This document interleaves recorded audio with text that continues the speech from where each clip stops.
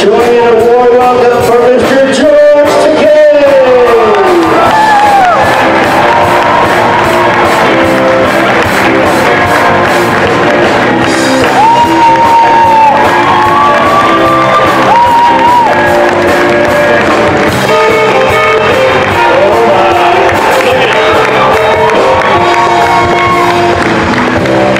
Now, where do I sit? Here or here? Wherever you want. Wherever I want. Well, this head is much more comfortable, relaxed, and I get closer to you. I can't see out there. Oh, it's a full house. Yes, People are still coming in. You are an oh my house. Well, thank you very much.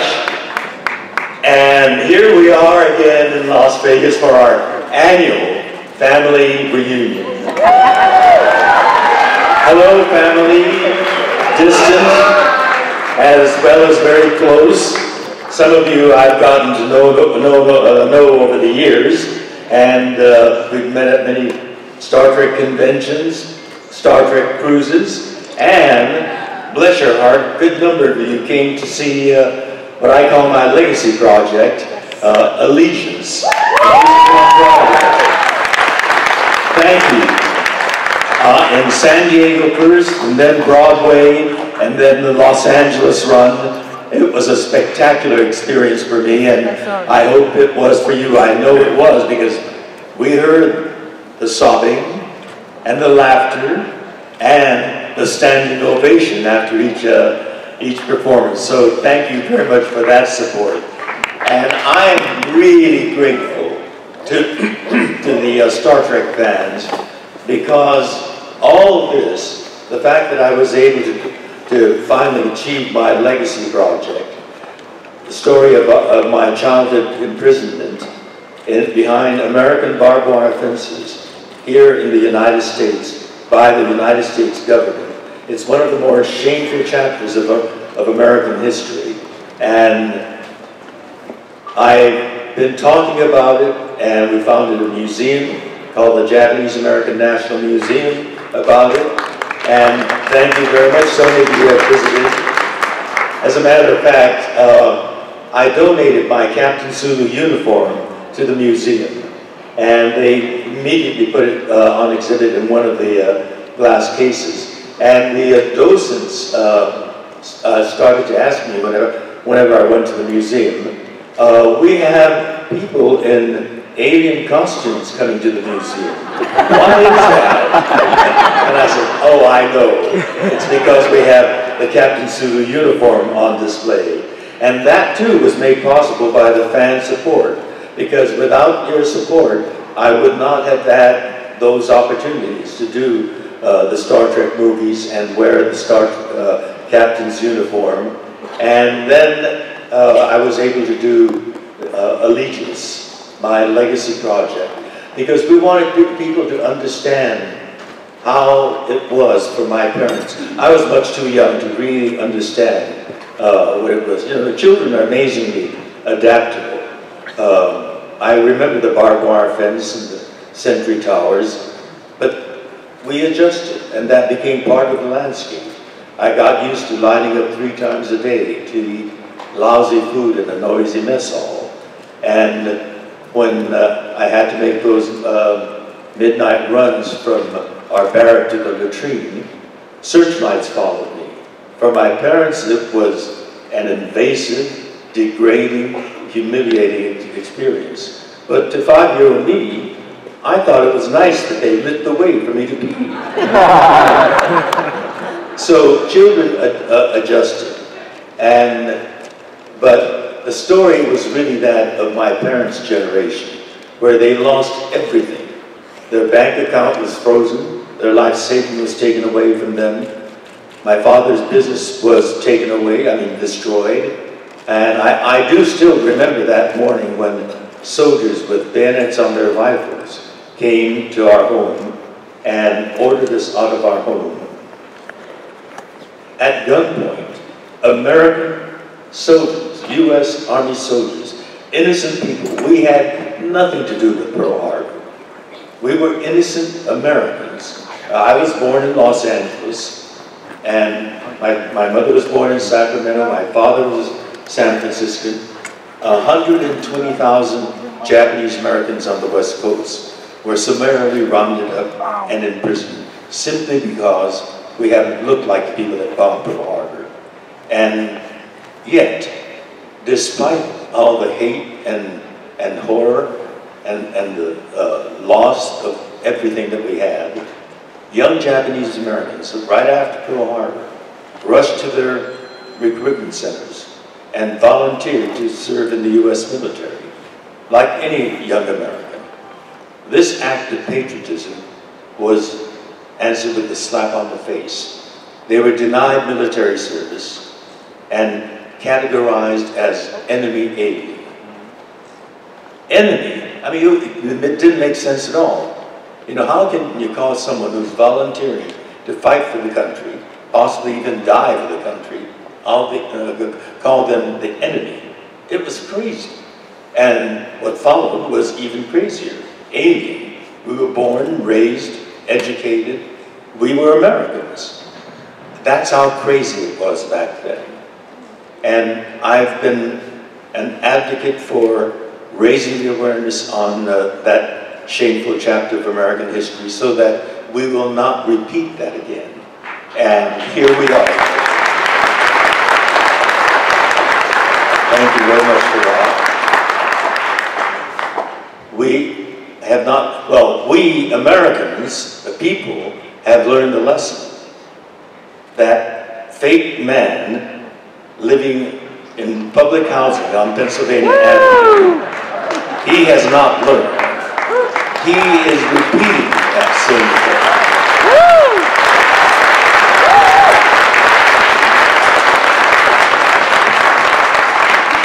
And he's taken it to new depths. At least our families were kept intact. I mean, they didn't tear us away from our parents, but that man has been tearing children away from their parents, and not just tearing them away from their parents. The real malevolence, the evil of this program is that they scatter the children all over the country. I mean, why do that? The additional separation, geographic separation. And then when the court orders them to bring the parents and the children together, they are so pathetically incompetent that they can't bring them all together. It is a shameful policy that this man, and that's called the zero tolerance policy. Well, that's zero intelligence, zero humanity policy.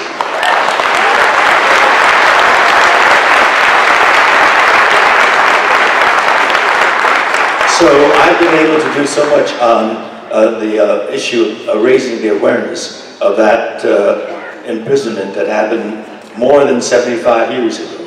And the kind of support I've gotten from Star Trek fans has been fantastic. And particularly the support you gave us with your support for Allegiance, both in San Diego, New York, and in Los Angeles. So thank you very much for that, from the bottom of my heart.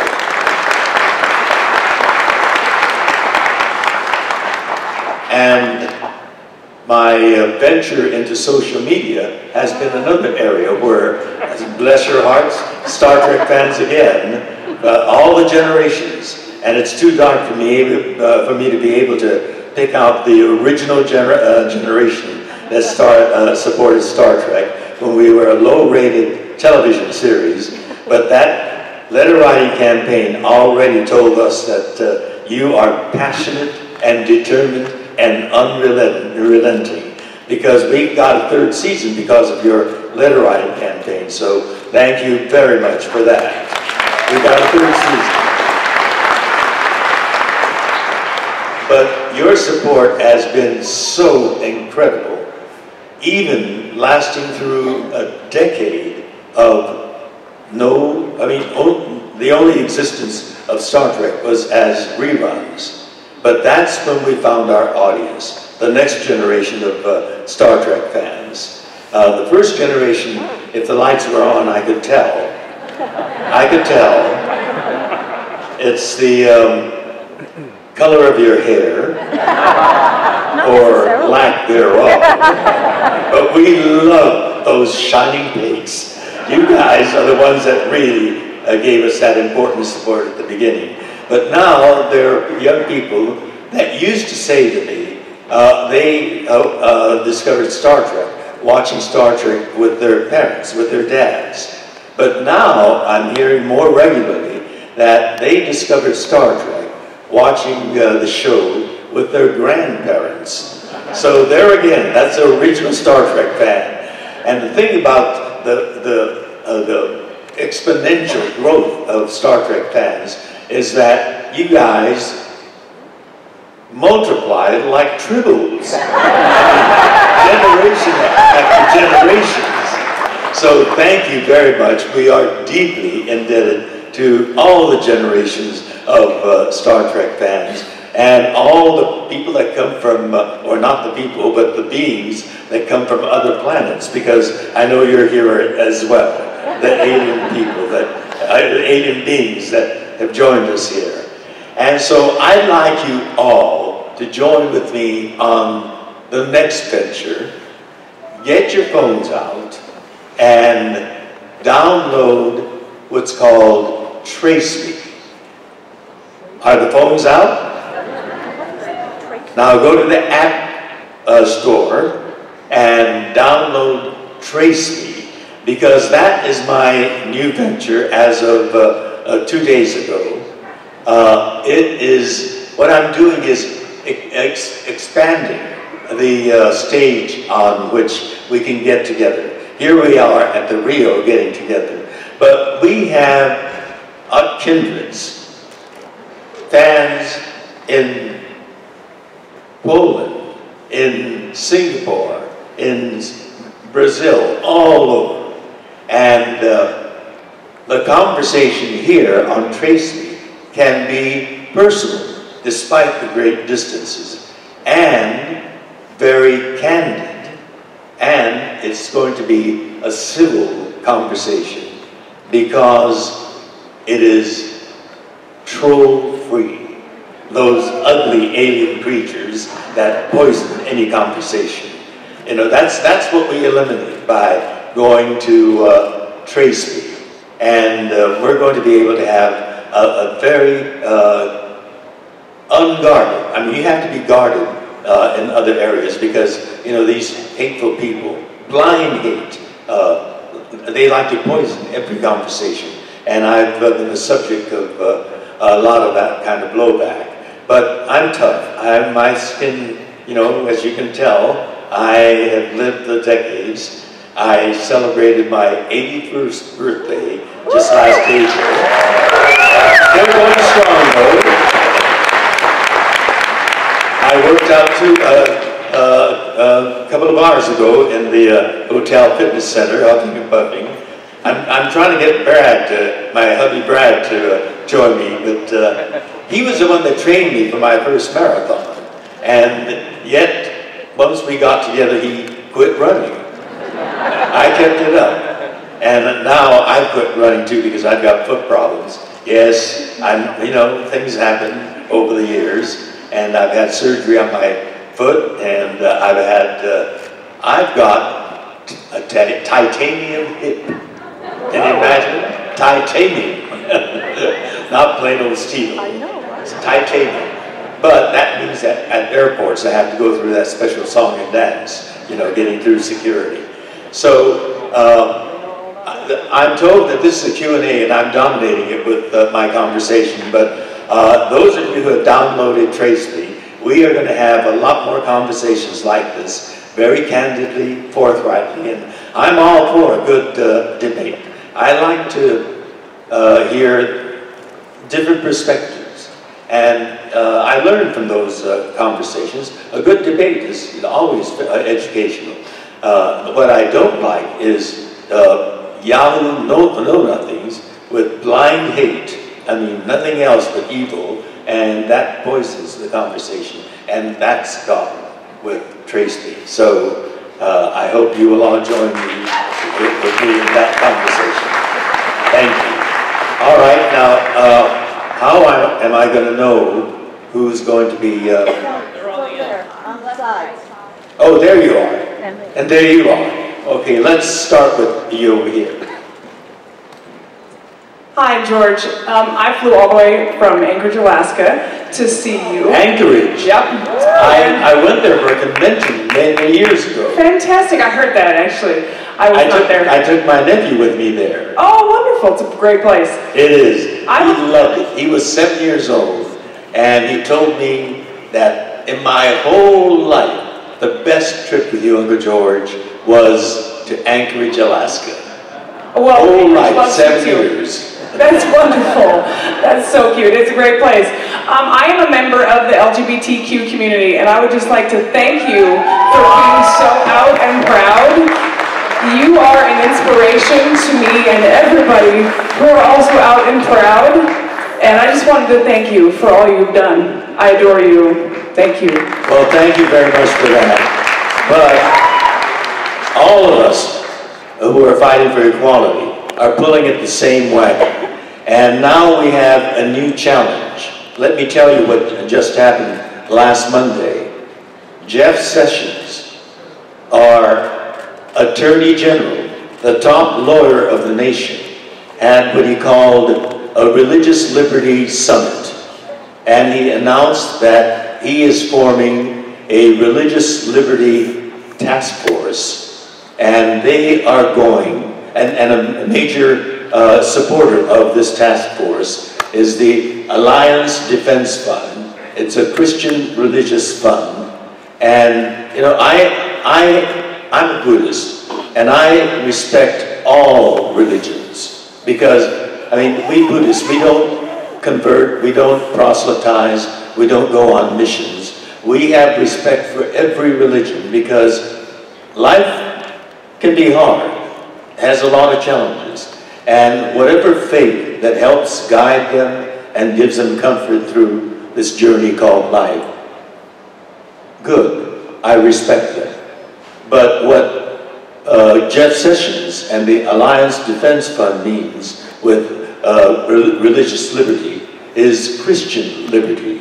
And, you know, I respect Christians. That's the major religion of this country. And many, many people find that guidance and comfort on this journey. But to say that anyone opposed to that is their adversary is wrong. Because we have what's called the separation of church and state. And we have... Amen. And we have the First Amendment, which talks about religious freedom. And there is a clause called the Establishment Clause that says the government will not establish any religion, and they prohibit the government from taking sides on any religion and that's really religious freedom. Every religion is respected, and they won't take sides of one or the other.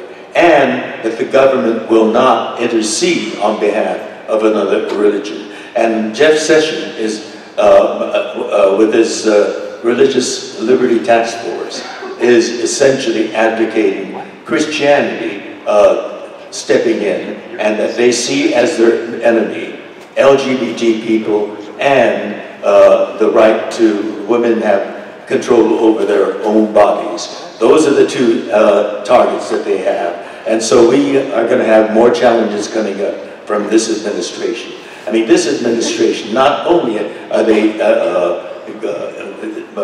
conducting government on an evil level on the southern border, but with the Muslim travel ban and now with the Religious Liberty Task Force, they are actually, I use the word evil. Evil is what they're up to, and we are going to fight them tooth and nail. We are. Yep. Thank you, George, for all you do for us. Thank you. And now to my left. I like the lefties. George, I know that a year ago you were quote-unquote excited about the fact that gay characters are being introduced to the Star Trek universe, in the case of Star Trek Discovery. So I'm curious to know if you've watched the show and if you have any specific opinions about the characters played by Anthony Rapp and Wilson Cruz and how their on-screen relationship was handled by the producers. I think that's the way Gene Roddenberry would have wanted it. You know,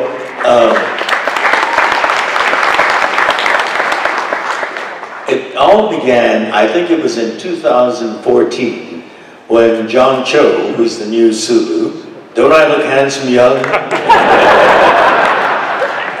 John Cho called me, and he told me that the writers of Star Trek Beyond want to pay tribute to you by making Sulu gay. And I said, hold it, but I want to think about this. Making Sulu gay, I asked John, that's suggesting that Sulu was closeted all this time, which I was, because I wanted my career. I desperately wanted my career, and I knew I could not be hired if it were known publicly that I was gay. And so I hid it until 2005, and therein lies another story, which I won't go into right now because it'll make my response a bit longer. I said that's making Sulu, that's suggesting that Sulu was closeted all that time. And you say that's paying tribute to me, which is flattering, but the movie is going to be coming out on the 50th anniversary of Star Trek. 50 years. And that is a unique phenomenon. It's never happened with a TV series that became a movie series. And the tribute should be paid to Gene Roddenberry on the 50th anniversary, not to me. And if you really are paying tribute to Gene Roddenberry, you will honor what he created, because he created all of the characters on the original Star Trek as straight, because he had to. Star Trek would not be on the air if any one of us were gay, because gay was verboten back then. And so, be as original as Gene Roddenberry was, and Gene supported equality for LGBT people. He made all his characters straight only because he had to in order to get Star Trek on the air. And so be as creative and as original and as innovative as Gene Roddenberry was, and create a new character, new gay character, who has his or her own gay history in the 23rd century, whatever the challenges might have been, or whatever the advantages may have been to being gay in the 23rd century. And so create a new character and tell the writers that. And I hung up with John, and shortly after that, Justin Lin, the director, called me, and we had a nice long conversation, almost an hour conversation, where I did most of the talking, and he was, listening to me, agreeing, saying, oh, I see, yeah, I agree. And so I thought I had communicated that. And when the movie came out in 2016, I went to see it. Sulu had been out on a mission, and he came back. And there he is back at the spaceport. And there's a guy with a baby girl, little girl, waiting for him. And Sulu goes straight to the baby and hugs her and kisses her. And in the next shot, they're walking away, and Sulu's carrying the little girl. And that was it. The guy could have been his brother. The kid could have been, his friend's little girl. There wasn't even a kiss between the two of them. That was it. That was the bold breakthrough of the gay issue on Star Trek. That is not a bold move. It's just a little toe, not even a big toe, a little toe in the water. It was ridiculous. It's Star Trek Discovery that is finally doing it right. They are gay and proud and professional and a full member of Starfleet and living together normally, and everybody accepts that. And that's the way I would like to think it's going to be in the 23rd century. So, yes, Star Trek Discovery is doing it right. Thank you very much. Hello. On this side, I hope it's one that requires a more brief, capsulized response. I don't know. George, of course, we got a chance to see your wonderful exhibit in Little Tokyo. It was extraordinary. Got a chance to see Allegiance. Oh, I tell you, I loved it with my friends. I just adored it. But I had two situations that perhaps you could help me with. I have a friend, Hiroko. She's Japanese. I have from college. And so I wanted to see it because she could not be here because she was in Japan with her sister who's ailing. And so I have a friend here who, her mother in her 90s was in the camps. And they don't talk about that time. And I wanted her to go with her brother and sister, and they felt they could not go. And so I didn't want to press this because this is personal, this is serious. And so I know you have the video coming out, I believe, of the Allegiance, is that correct? That's correct. That's correct. Okay, and so the thing is that I want these people, Hiroko and my friend Jenny and her family, to experience the beauty of your Allegiance. Would it be okay, how could I approach my friends who've been through this? Could I give them the video? Do you suggest how I would give it to them so they didn't talk about their family? And so, should I press this or should I leave it alone? No, no, no. Please do, and bless your heart. Thank you very much for all that you have said and the support that you've given Allegiance, and you're wanting to share it. I think it's the right thing to do. Let me tell you, you know, the position of your friend is understandable, and many people of my parents' generation, you know, as I said, I was a kid, a 5-year-old. I was categorized as an enemy alien at 5 years old. I was as loyal as a 5-year-old could be at that time, and certainly I was not an alien. I was born in Los Angeles. My mother was born in Sacramento, California. My father was a proud San Franciscan. He loved San Francisco. And yet they called us that crazy thing. And then they took everything from us and imprisoned us. And it was a very painful experience for my parents' generation. And I understand their pain. And I understand why they don't like to talk about it. And many parents of that generation didn't talk about it with their children.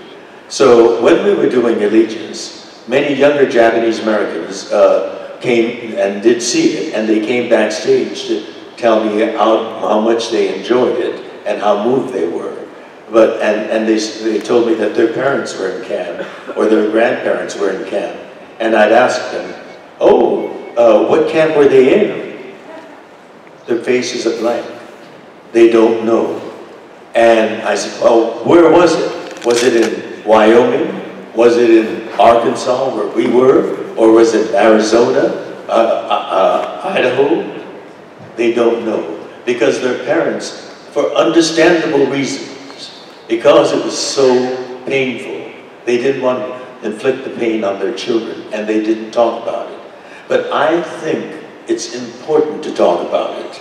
You know, the Jewish community went through a Holocaust much worse than what we went through. Their camps were extermination camps. They were genocidal camps. We were just in prison, and everything was taken away. We were impoverished. But we weren't, while people were killed because they went crazy, there were some people that, you know, the depression hit them and it was, they became suicidal, but they didn't want to commit suicide. We weren't supposed to get near the barbed wire fences, but they started walking toward the barbed wire fence. And from the sentry towers, the soldiers aimed their rifles at them and said, "Stop or we'll shoot." And they kept on walking. And they said, "This is the last final warning. Come closer and we will shoot." And they kept on walking. And they were shot and killed. And They're not listed as suicides. And they're listed as people who tried to escape and were shot. But our camps were not extermination camps. There was no policy to exterminate us. But nevertheless, it was a painful experience. And the Jewish community had an even worse situation. And yet, they talked about it with their children. They told stories about it. They wrote books about it. They did movies and television shows about it, so that we will remember. And the phrase was never again. And that is important, to share that horrible experience, to prevent other people from being subjected to the same sort of thing. And I was lucky, I was blessed in having a father who was the man who suffered the most, who carried the burden, the pain, and the rage, and the humiliation the most, and yet was able to share. He told me about American democracy, and made me understand that it's important for all of us as citizens to be actively participating, because this is a participatory democracy. And unless we who cherish those ideals of all men are created equal, all the other shining ideals of our democracy, unless we're in there actively participating, the people like this fake person that's in Washington right now are going to do enormous damage. We have actively got to participate, and I'm participating as an activist and as an actor and as a teller of the tale, theatrically, in my writings, in my speech making. It is very important. So that would be a wonderful and important gift that you'll be giving to your friend with a video of allegiance. And hopefully that moves her to having a better understanding of what her parents went through.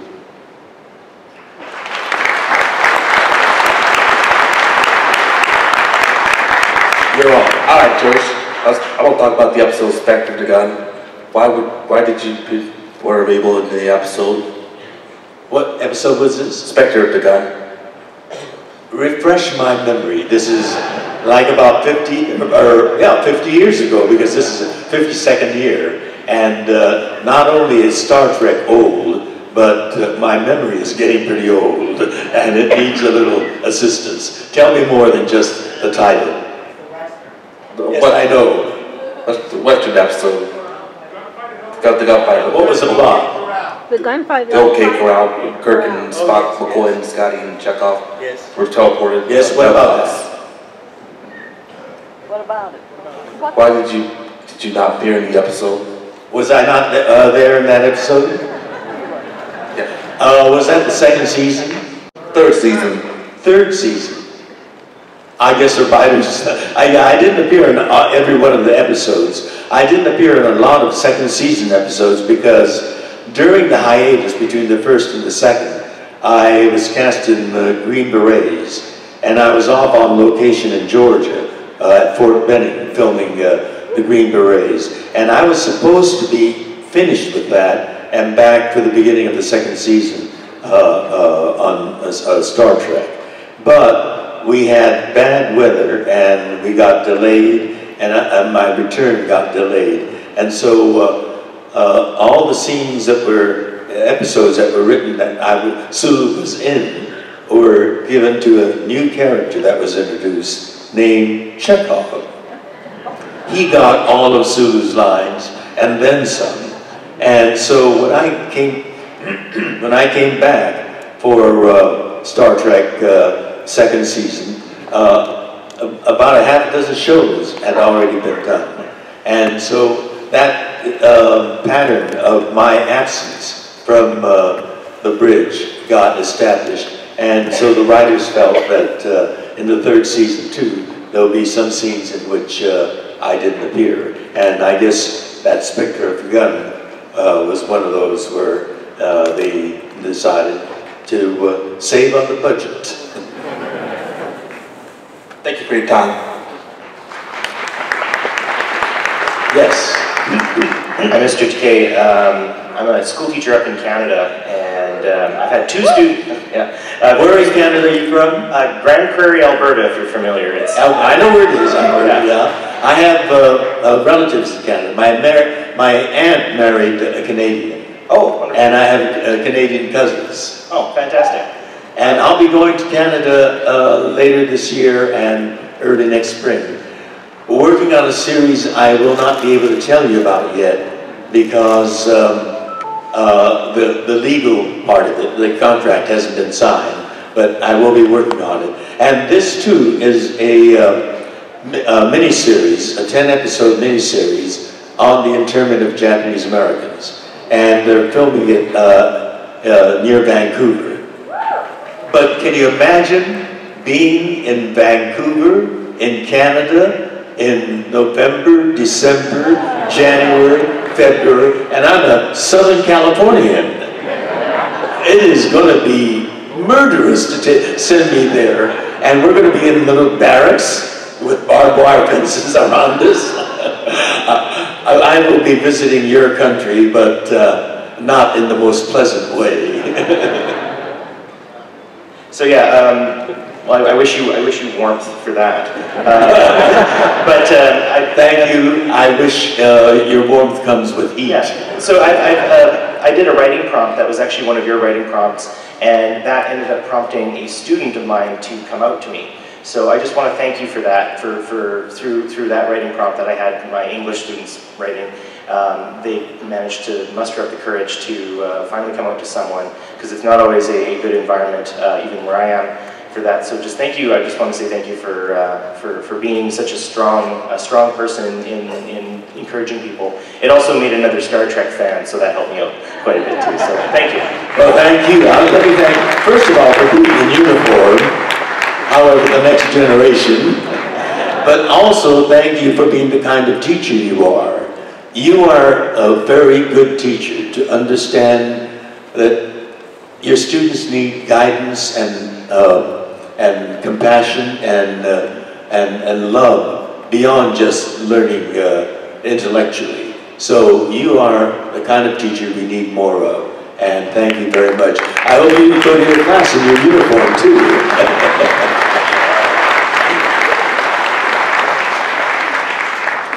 So first of all, I want to tell you thank you, both for me and for my mom who couldn't be here today. We grew up in an abusive home and with an extremely conservative, strict father, and I credit a lot of our embracing of diversity and the life that I've been able to lead to Star Trek.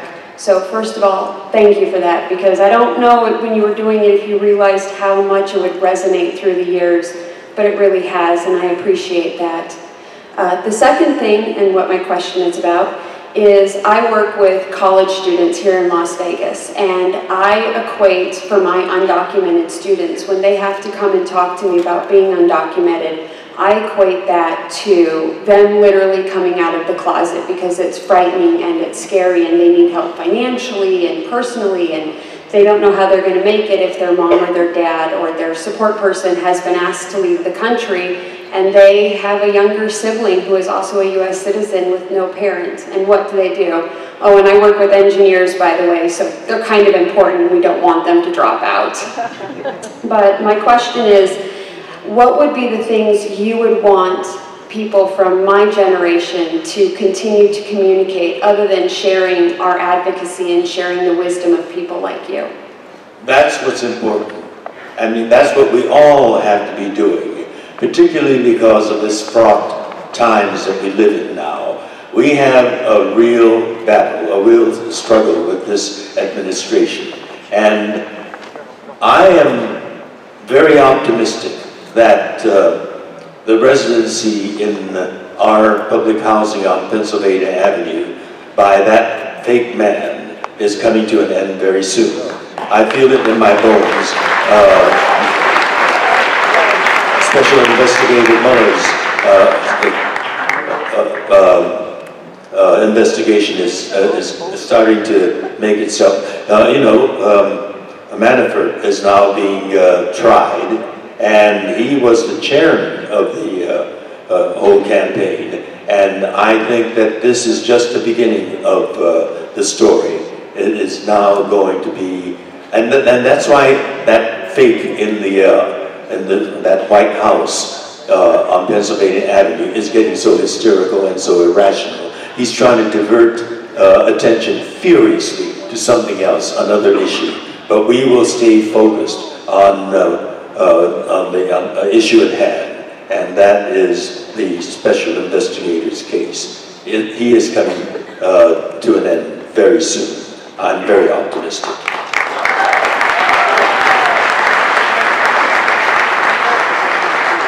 Yes, over here. Okay. George, I just want to say thank you so much for your contributions to the LGBTQ community. I am a gay man who's also Asian, so as a fellow adult minority, I wanted to ask you, what role did your identity play as a queer person, but also as an Asian American, did it influence you as the role of Captain Sulu? Because when you were Captain Sulu, there were not, if any, a lot of Asian American lead roles at that time. So I wanted to know how your experience, even in internment camps as well as your gay identity, but it influenced your role, because it meant a lot to see someone that was Asian American, Captain the Excelsior, especially in Star Trek, the undeserved country, and be someone of authority like that. So I just want to say that meant a lot. So. Well, thank you, and good luck to you, because as I said, it's going to start, the struggle is going to start heating up soon with that Jeff Sessions occupying that position. I think I owe so much to so many people, and certainly to my father, who gave me great guidance. The one big painful regret I have is that I never came out to my father. He passed before I came out. But I'd like to think that he, particularly because he's been such a great mentor and guide and teacher in my life, that he would have understood. And he knew, you know, when I came back from Berkeley to discuss getting a diploma, I knew that I had a sense, he knew about my theater proclivities, and he gave me that guidance, where the important thing was the degree, the graduation degree. And I'd like to think that my father already knew, but he, his respecting me, didn't tell me that he knew. The other people, I had so many friends that were supportive, who knew. And also my Star Trek colleagues. You know, actors are very sensitive people, and I never came out to them, but I knew they knew. For example, when, you know, after getting into makeup, we all gathered at the copier and just sit in the chit-chat before we got into our costumes. And I was standing with Walter Koenig, sipping coffee, and suddenly he started going like that, you know, with his head, urging me to turn around and look.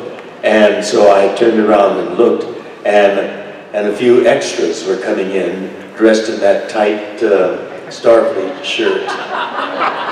And here was this drop-dead gorgeous guy with great pectorals, you know. He had a fantastic chest, and the face was Adonis's face. And my heart stopped. And then I thought, Walter was the one that told me to turn around and look. So I turned around to Walter, and he went. So he knew, and others knew, and they were just cool enough to not talk about it, because they didn't, you know, they knew that if the word if they started a buzz, then it would have been my career, and something would have happened to Sulu, and I would disappear. And so I appreciated their thoughtfulness, but also they're helping me out. And Gene Roddenberry, too, when I had that discussion as a closeted man, indicated he knew and that he was supported. So I owe so many people, but thank you very much for what you are doing, and you can be that kind of person to support others as well.